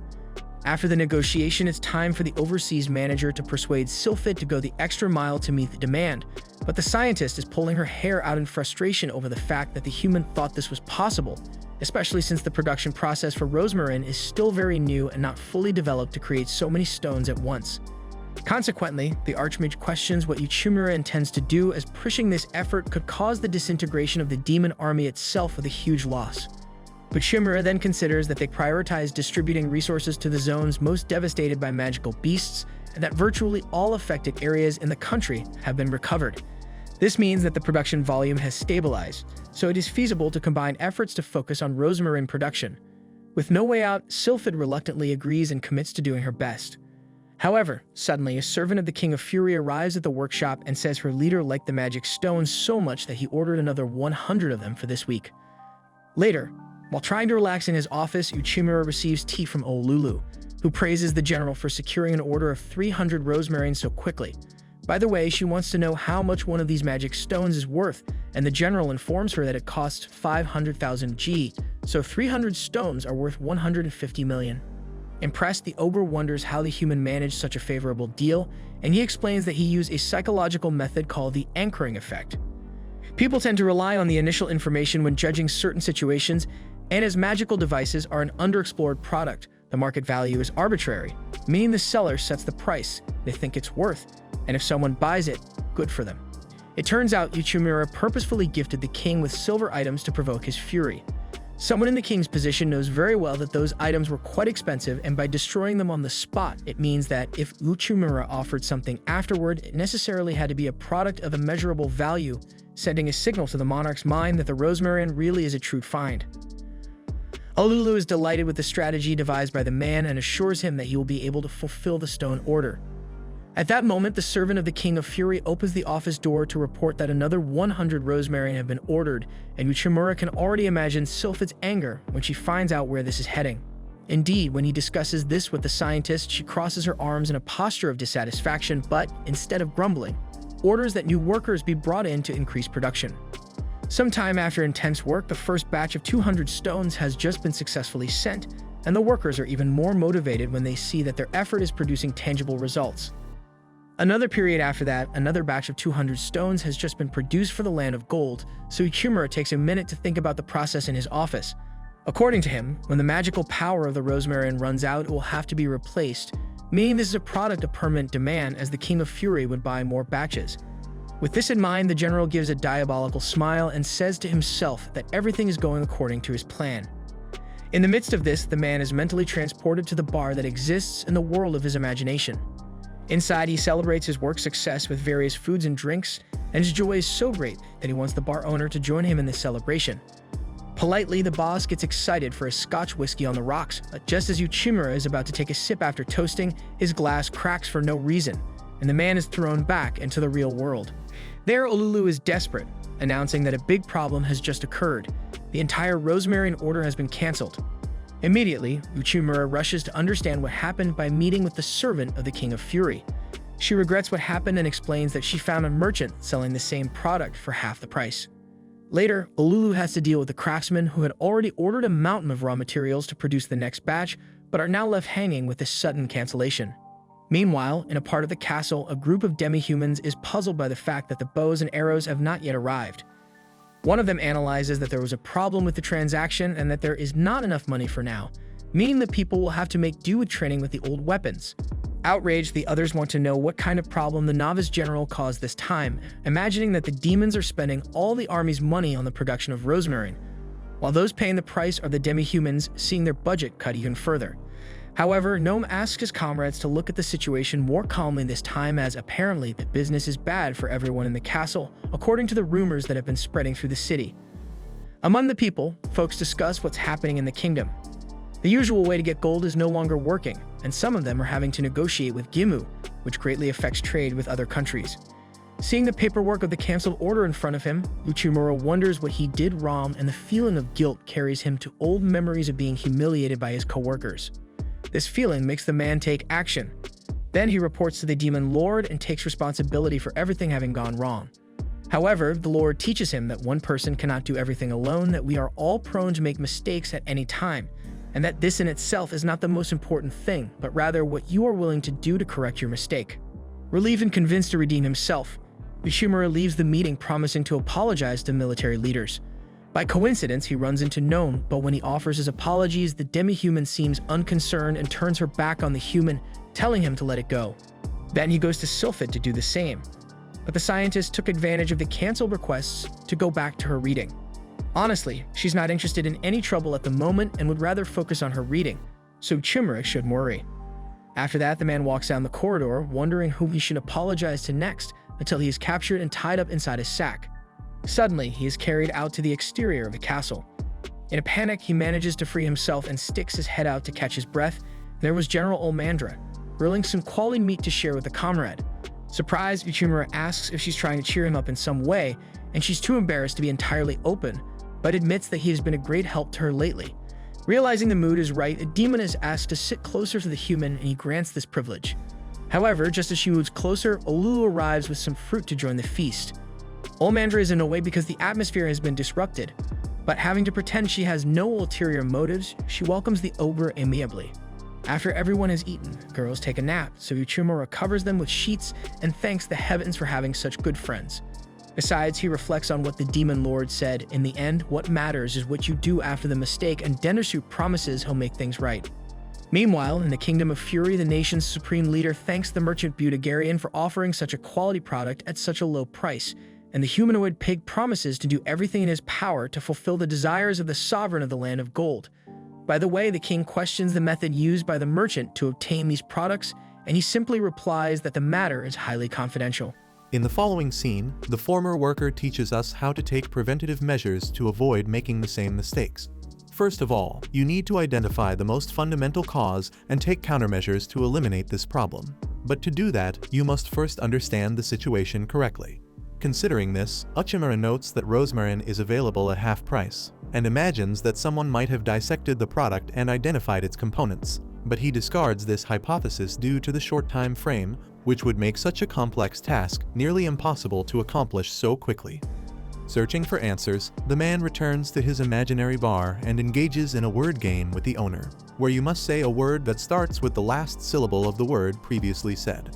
Suddenly, Sylphid appears and asks them to pause the music so she can play the guitar. Moved by the chords of the song, Uchimura appreciates the value of occasionally listening to a wanderer's performance. Meanwhile, Uchimura snaps back to reality and deduces that the rosmarins were delivered to a merchant inside the castle, likely handed over by a servant of the demon lord in exchange for some gold coins. Soon after, Olmandra enters the office and complains that the rosmarin Uchimura gave her did not work, demanding to know why. Instantly, the man taps into his worker sense from his original world, alarmed by a case of a defective product, which means a return case. Next, the demoness leads her companion to where the device was tested, and a magical beast had caused significant destruction in the village. At least, that's what the woman believes. A villager laments that the magical stone did not work, thinking it was a cornerstone of the demon army, and that there was nothing to worry about. Another inhabitant complains that something must be done before they run out of food, so Uchimura examines the situation more closely to find a solution. Olmandra grumbles that everyone is complaining about this type of effect wherever she goes, not just in this village. Uchimura digs a hole and notices that the rosmarin wasn't there, then orders all other village locations where the device was installed to be checked. Wherever he went, other places also lacked the rosmarin, and the beast folk sent to other positions also didn't see any magical stone. Back in his office, the human is outraged by what is happening. Calmly assessing the situation, he imagines that if a villager had stolen a rosmarin or two, surely some would have remained to repel the magical beasts, which wasn't the case. Therefore, only one hypothesis remains, so he summons Olmandra and Olulu to provide dates and locations of all the villages with complaints about the installed rosmarins. At night, Uchimura leaves the office without notice and walks to a village where no complaints were made, confusing Olmandra. However, the man seemed extremely confident in what he was doing to the point of instilling confidence in the demoness. He asks her to keep quiet, lest their position be compromised, until suddenly a hooded figure is seen running across the field and crouching to steal a rosmarin. Another accomplice approaches the first hooded figure, but Uchimura and Olmandra catch the two in the act. The human demands that the thieves reveal who is responsible for the theft, but the hooded thief refuses to answer and attacks with her claws. Olmandra quickly responds with a kick that knocks down the attacker, and when she confronts the accomplice, the demoness also responds in kind. Seeing no chance against this general, the crook runs away, followed by her partner. Olmandra chases after them, but Uchimura tells her that it's not necessary, because he has installed bombs that will facilitate the job. Meanwhile, in the Fury Kingdom, Budagarian announces to the king that another batch of rosmarin has arrived, as requested. The monarch is impressed with the speed at which the merchant fulfills the orders, as in a short time, he not only produced items similar to the secret weapon of the demon army, but also established a mass production mechanism. Budagarian responds that he is always at the client's service and will always do the best possible job. After this meeting, the humanoid pig walks through the streets of the kingdom and considers himself a great merchant with fundamental nicknames. One of them is the Prophet, and the other is Merchant of Death. If you are wondering how he became so wealthy, the answer is simple: buy cheap and sell high. That's the essence of the business. After all, every merchant is looking for a profitable product, and when that product is still in the early stages of public knowledge and there is little competition, that's when you can truly profit. When he learned that the demon army had contacted the Fury Kingdom, Budagarian had a good feeling. Although it is a small nation, it is commanded by a powerful leader, the Demon Lord, and where he steps, good business is done. Honestly, the pig was very surprised by the products of this army, which were easy to transport but difficult to obtain. Even harder was trying to reproduce the rosmarin, as the merchant had contacted professionals in the field to mimic the magical stone, but none proved capable of doing so. Most people would have given up there, but Budagarian is a true merchant and pressed on. And a merchant is someone who sells things, even if not directly by themselves. That is, if you can't produce your product, the way to go is to steal it. By the way, the dealer thanks for the services provided by the merchants of the demon army, whether those who contributed to the smuggling or those who helped develop the magical repellent. In any case, some of you must be thinking that Budagarian is a despicable crook, but it's important to say, in this field, there is no right or wrong. Later, while journeying out of the country in his carriage, Budagarian is stopped by 2 guards from the Kingdom of Fury, who issue an arrest warrant on the king's orders. Soon, the merchant is delivered to the supreme leader of the nation, who crushes a rosmarin with just one hand and complains that all the recent items sold by the pig are in this condition. Sweating profusely, Budagarian explains that there must have been some mistake, as he would never sell a product in such condition to His Majesty. However, the king responds with threatening lightning bolts and demands a retraction from him. Internally, the trader tries to understand how this could have happened, as he simply resold the stones that were stolen. They were supposed to be original. Ultimately, it may be that the rascal himself was deceived by someone. In the face of the humanoid pig's silence, the leader of the Kingdom of Fury summons the individual who can provide answers to this case, and that man is Denosuke Uchimura, one of the 4 great generals of the demonic army, known for personally forging an alliance with the Minotaurs, among other impressive feats. Without a doubt, Budagarian sees Uchimura as the most dangerous man in the demonic army. Finally, the foreign agent accuses Budagarian of stealing the rosmarins, and as he couldn't let the people down, since they need protection against monsters, the human developed replicas of the rosmarin, which are identical to the original but lack any power and break easily. The leader of the Kingdom of Fury praises the quality of the replica, as even he could not tell the difference. Uchimura agrees that the job was well done. After all, he had the help of none other than Sylphid to accomplish this feat, which was not easy to secure. When the man went to ask for the scientist's contribution, she crossed her arms and complained about the short deadline. But Uchimura insisted that only she had the capability to produce something so complex. Therefore, the demoness demanded a cake at that very hour, because thinking consumed sugar. After that, Uchimura used clues provided by the peasants to find the village that could be the next target of the thieves. Then, once he had an idea of where the theft would occur, Denosuke ordered the army to spread the replicas across all possible villages. Given that the replicas are exclusive to the demonic army, the foreign agent questions how on earth Budagarian was able to get his hands on them. When asked about this, the merchant feels a chilling shiver down his spine, as there is no escape from this at all. Not with such a premeditated and accurate revelation, especially in front of the king in person. Even so, he resorts to an old tactic to invoke pity, praying and begging, arguing that it's all just a misunderstanding. Budagarian sees that, as humiliating as this attitude may be, if you survive this, you can start anew. By the way, as his last card to stay alive, he offers his entire fortune as a way to compensate for his mistake. But the king had already determined the merchant's fate, and the verdict is the death penalty. Thus, the monarch conjures lightning that forms a prison around Budagarian, while a huge crocodile is thrown into the middle of the hall. As the monster pulled at the pig's clothing with its teeth, all Budagarian could think about was his burning desire to stay alive.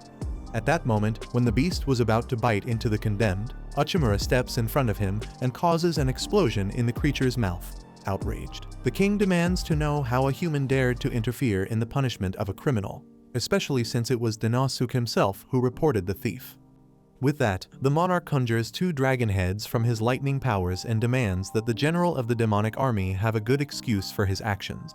Then, Uchimura announces that the Kingdom of Fury will be destroyed if Budagarian is killed. Genuinely confused, the king is caught off guard and asks why on earth Uchimura has such a high regard for a simple merchant who is nothing more than a disposable being, to which Denosuke mentions the orange powder. Considering that the Kingdom of Fury was formed through gold mining in recent years, the extraction of this resource has decreased along with its source. As a result, this society sought methods to extract gold from minerals in the most efficient way possible. This is where the orange powder comes into play, the substance responsible for changing the game. By applying magical power to this special powder, only gold can be extracted from minerals, and the only merchant capable of handling this substance is Budagarian, considering that the largest source of the orange powder is the distant country of Toki, which restricts the export of this product. In the past, many civil wars were fought over this rare resource, and because of this, that nation adopted cautious policies regarding its maintenance. Therefore, the only merchant who is capable of negotiating the orange powder is Mr. Budagarian. Confused, the merchant asks how the man knows this, and Uchimura responds that he was just wondering if gold could be produced in his country. So he went after this answer, which unfortunately is no. With that said, the human informs that, amid numerous wars, certain countries were devastated and did not receive support from other nations. Amidst the devastation, Budagarian was responsible for providing food, water, and other important resources to those desperate populations, as he was the only merchant willing to enter a war zone to negotiate. For being such a bold figure in these circumstances, the pig earned the nickname Merchant of Death. Some nations are so grateful for his help that they even gave Budagarian the privilege of having exclusivity in negotiating certain types of resources, including Toki.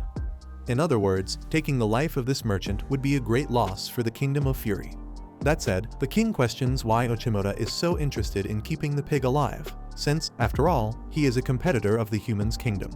Similarly, Budagarian wonders the same, as it's madness where this person is being capable of going just to help someone like him.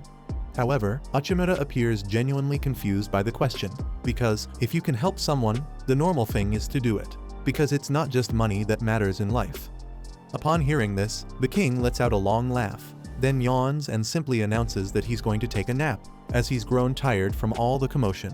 Before the monarch leaves, Uchimura asks what will become of Budagarian after all, but the king just dismisses them from the throne room without giving an answer. Outside, Uchimura is relieved that at least they got out of that scrape, while Budagarian wonders if this human is plotting something to benefit from him later, because all this seems very odd.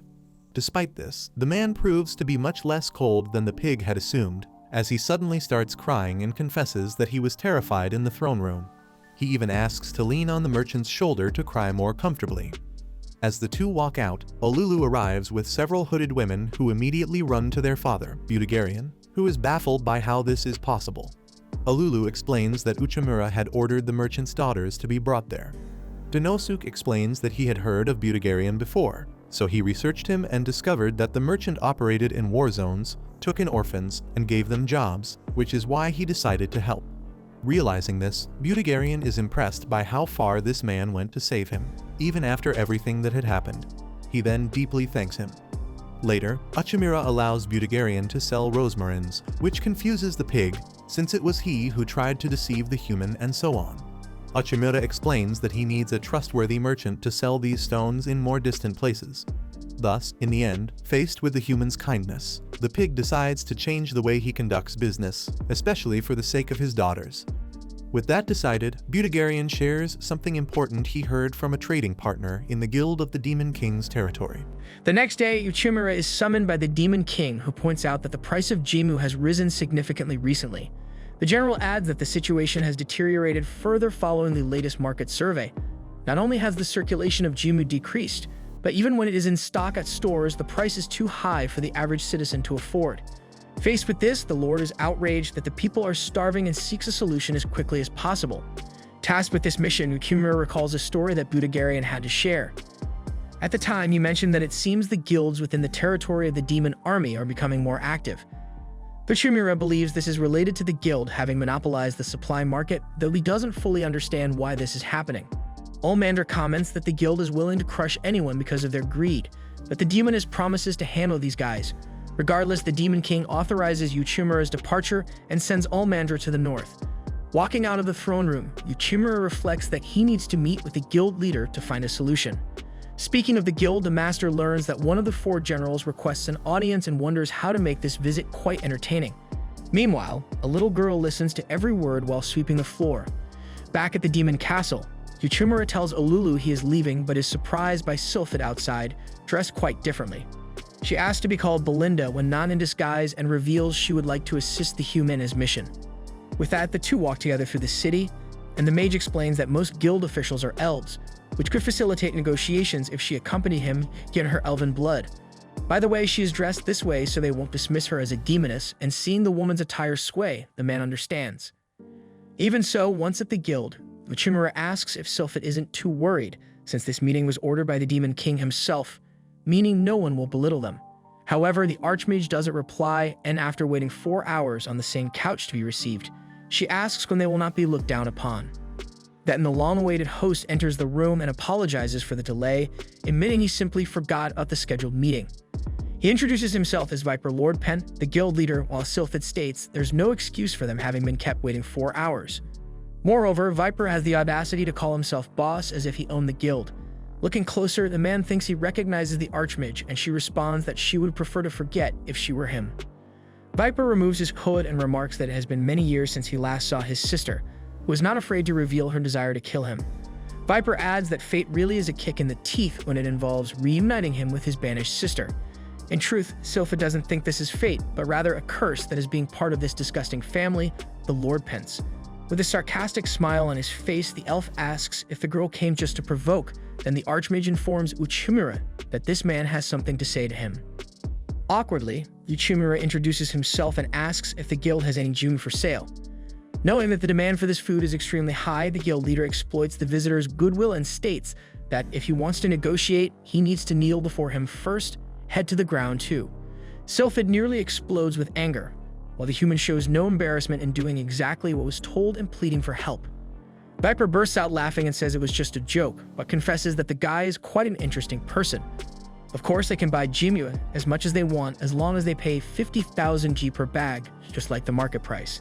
Seeing the human's astonished face at the exorbitant price, Viper responds that business is business. Furthermore, he makes it clear that the way Uchimura knelt was a clear sign of weakness, and in the world of business, if you act that way, you will be swallowed up. With that, Lord Pent simply turns and walks away without another word. Outside the guild, Sylphid is furious and wants to devastate the entire place with fire, since elves are afraid of it.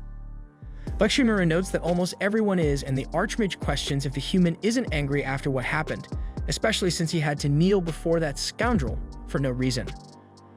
Honestly, Uchimura isn't bothered by such small matters, because no matter how much he has to humble himself, what matters is not giving up until the mission is completed. After all, he is one of the 4 greats.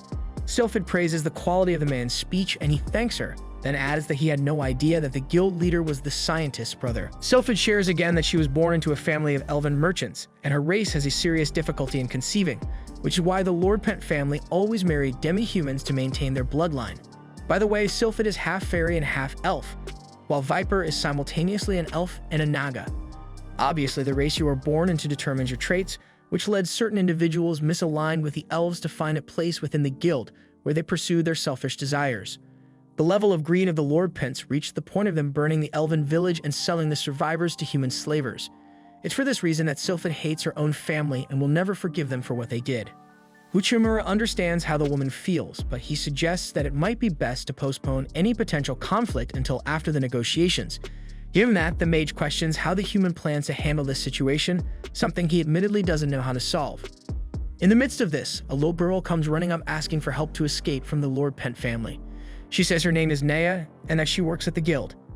If helped, Naya promises to reveal the schemes of these evil leaders. In turn, Uchimura agrees to assist, but first he needs to buy some decent clothes for the girl. At the store, he buys a dress for her and is enchanted by her cuteness, while Sylphid can't believe this grown man has always been a lolicon. One way or another, Naya had promised to expose the Lord Pence, but first, she wanted to escape the horrible life she had been leading working for them. Without hesitation, Uchimura commits to helping the girl, leaving his mission partner even more uncomfortable with his behavior. Later, at a restaurant, the child reveals she was taken from her parents and forced to work at the guild, but receives nothing for it.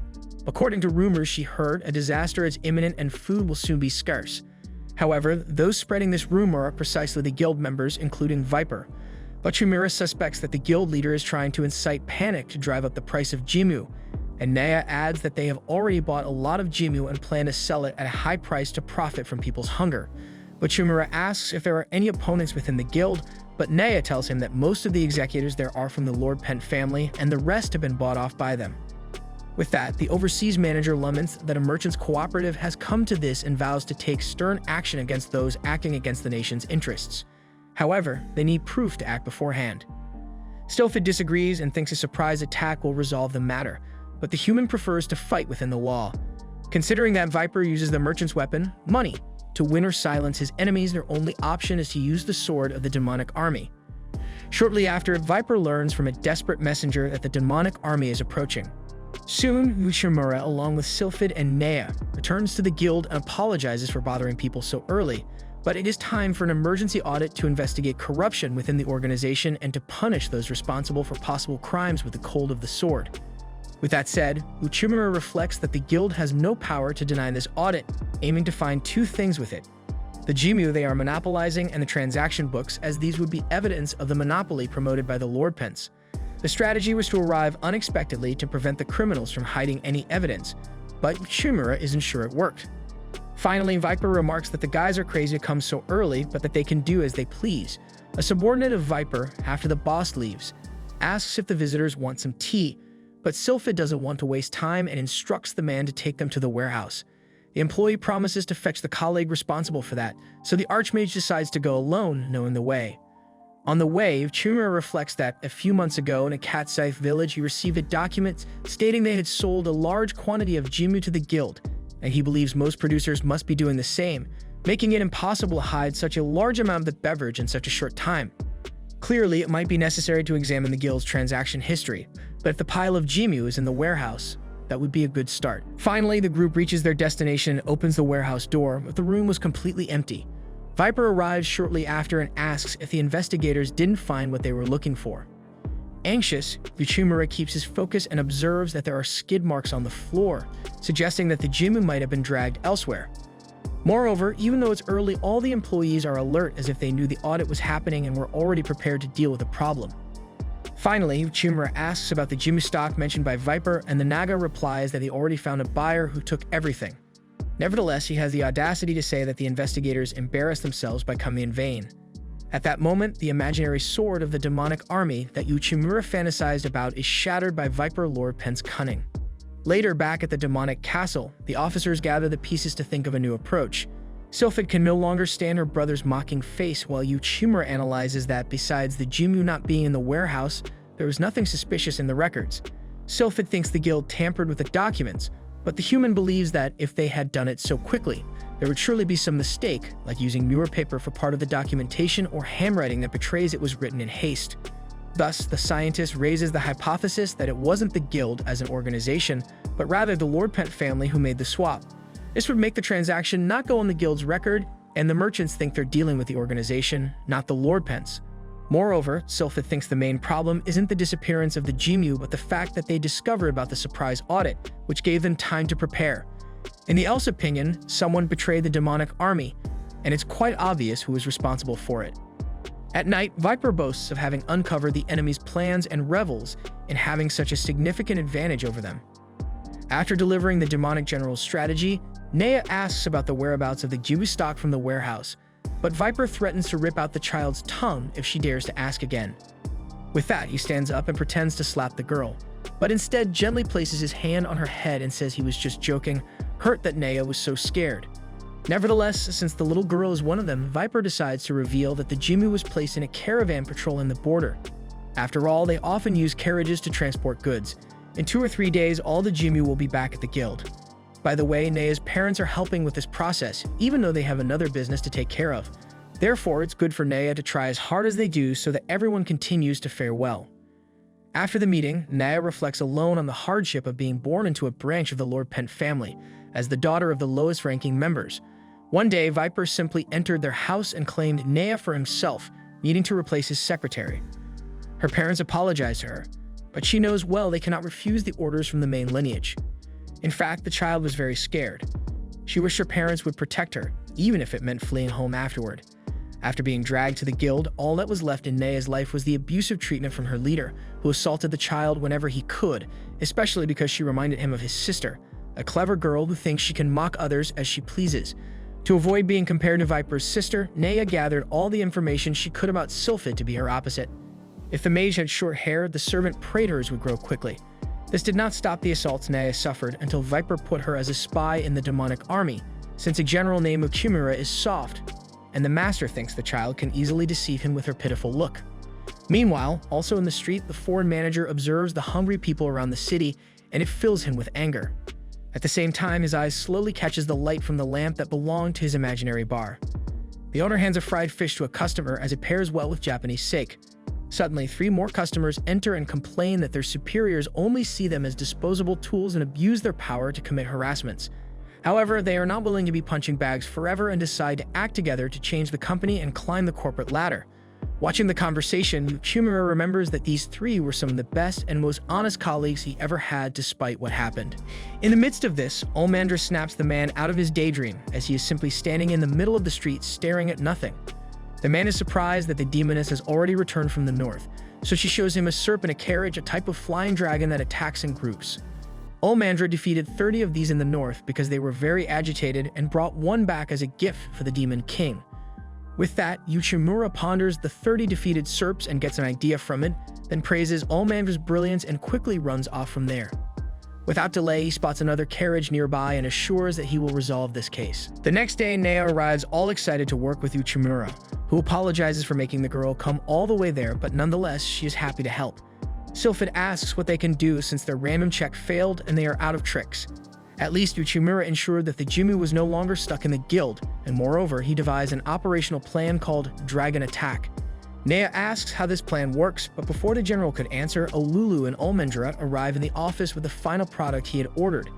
As he thanks them for their fine work, he notices the demon glaring jealously at little Nea for no apparent reason, so much so that the child feels the heat of anger on her back. Noticing the situation, Sylphid explains that the little girl came to help as a mere assistant. Internally, the mage tries to hide the fact that Nea is the lowly type Uchimura loves. Finally, Olmandra presents the work completed in just one night with the help of the ogres, a tray full of smoked wyvern. Olulu explains that this dish was made using herbs that fit very well with the secret recipe. Thus, Uchimura orders several batches of this food to be prepared and distributed among regions facing food shortages, just as the Dragon Attack plan dictates. Hearing this, Nea is enchanted by the officer's impressive method and is eager to help. Moreover, she asks what the distribution plan is, but before the man could answer, Sylphid interrupts the conversation and asks to discuss this later. Dejected, the child imagines that the army's archmage still has doubts about her loyalty, but Nea vows not to give up until she proves her worth. Late in the afternoon, the child picks up some folders in an office in the castle, and as she leaves the room, she is surprised by Sylphid, who acts as if she caught the girl red-handed.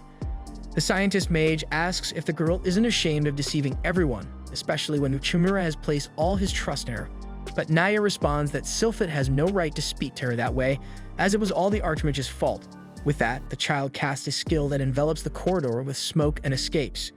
Later, reflecting alone on what was said, Naya realizes that Sylphid was born into a wealthy family and threw it all away, so she will never understand what she has been through. Soon, the girl returns to the Viper Lord Pent and reports that the distribution of the smoked wyvern will start tomorrow, leaving the guild leader frustrated because once the people are fed, no one will pay a fortune for Jimu anymore. Finally, Viper asks where exactly the distribution starts. Naya reflects that the first will be on Central Street and that her boss will certainly interfere. While thinking about this, she remembers the time she was beaten by this man, but still decides to tell it the first stop of the distribution will be in the suburbs, then moving on to Central Street. With that, she ponders alone that she injected a few drops of lie into the truth, so she could mask the disappointment she feels in herself, as her boss must swallow every word, and this is the greatest resistance Naya can offer against the weapons she has at the moment. However, someday the child will carry out her revenge. Yet Viper asks if this sewer rat really thinks she can fool him, as it's impossible for the distribution to start in the suburbs, since the most economical and agile option would be to start on Central Street. Naya argues that maybe the human general planned it this way just to deceive the elf, but Viper doesn't believe Uchimura would be so foolish. As naive as he is, the human doesn't seem like one who acts without reason. In fact, the elf asserts that he trusts that man more than his spy, but given that the distribution starts tomorrow, Uchimura is probably trying to scare the guild into selling Jimu at a much lower price than current. But it's a pity he thinks this way, because by tomorrow morning the guild's carriages will have returned with the Jimu and will arrive exactly at the points in the city where hunger is most critical, so the people will do anything to get some of that food, and Uchimura's plan will be useless. According to the guild leader, no one's trick can move a mountain. Realizing that her little lies serve no purpose, the spy regrets not having been obedient from the beginning. And by the way, the master announces that it's time for a punishment that Naya will not be able to bear. Meanwhile, Sylpha tells Uchimura that Viper must already know about the plan by now, but the man says he knew Naya was a spy from the beginning, as he saw a small bruise on her chest the first time he saw her. When he let the child choose her own clothes on that occasion, she picked only those that hid almost her entire body, even though demons like her prefer the opposite. With that, Sylphid is impressed that the general had been deeply observing the girl from the first moment, especially since she thought he was just a lolicon. Uchimura adds that Naya seems to have been abused by Viper for a long time, although she never said anything about it. Sylphid emphasizes that none of this would still prove that the child is a spy, which the human agrees with. According to him, the definitive evidence is in Naya's eyes. When he still worked in his old world, Uchimura had 3 close work colleagues who had a tremendous desire to break the conservative structures of the company, but all suffered all kinds of retaliation from superiors, such as unreasonable orders, harassment, and even dismissal. Over time, the sparkle in his friend's eyes faded day by day, and Naya's eyes are just like that, as if they methodically read every face in a nearly animalistic search for a chance to survive, protecting life with their fingernails. Upon hearing this story, Sylphid thinks it's too naive to pity this spy, but whatever the general feels, they must act swiftly under the circumstances. Uchimura knows this, and he also knows that Viper is aware of the cards they hold. In this case, there's only one way out. Determine the outcome by speed. That's what Viper is certain Uchimura is planning at this very moment. However, when meeting with his subordinates, he shares that the carriages will be back soon, and all they have to do is sell the Jimu before the human arrives with his smoked wyvern. Seeing himself a step ahead of the enemy, the elf can't wait to see his sister's face tomorrow. Setting that aside, there is another delicate matter that Viper needs to resolve. The next morning, the guild leader is abruptly awoken early and informed that the demonic army, instead of distributing the smoked wyvern as planned, is serving Jimu to the entire population.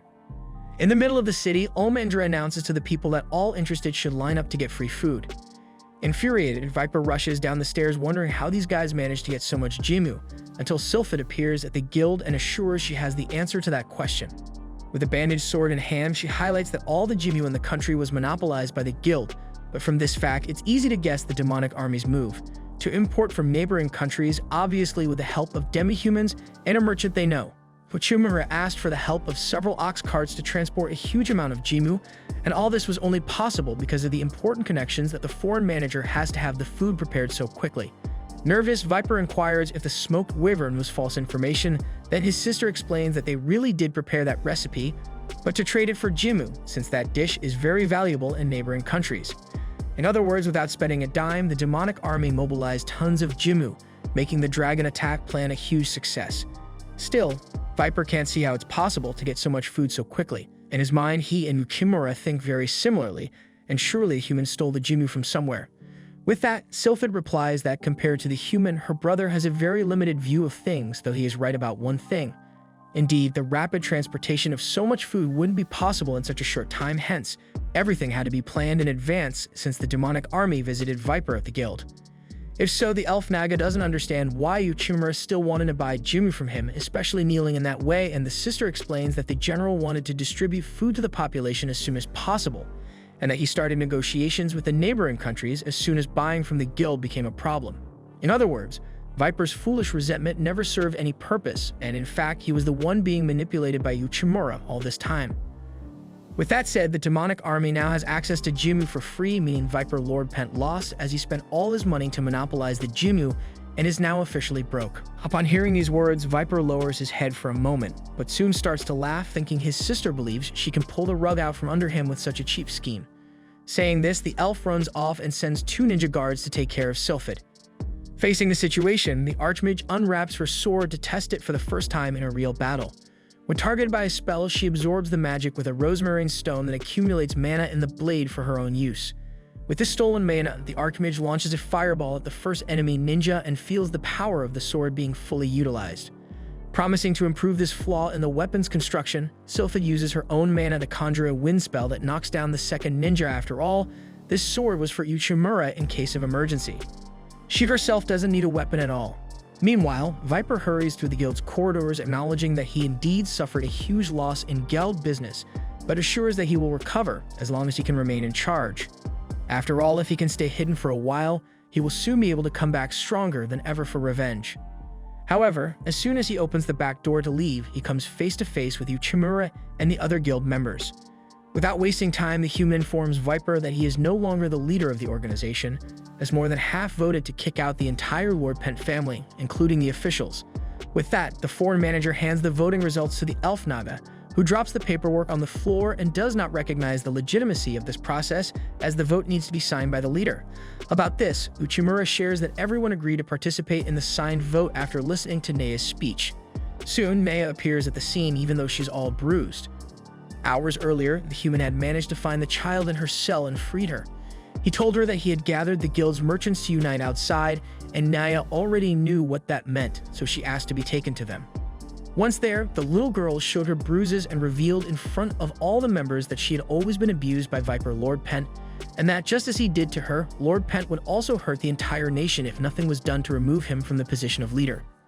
Returning to the present moment, Viper doubts very much that these merchants acted out of empathy for this girl, seeing that they always act out of self-interest. However, Uchimura assures that this is true, as not always acting out of self-interest means acting against others.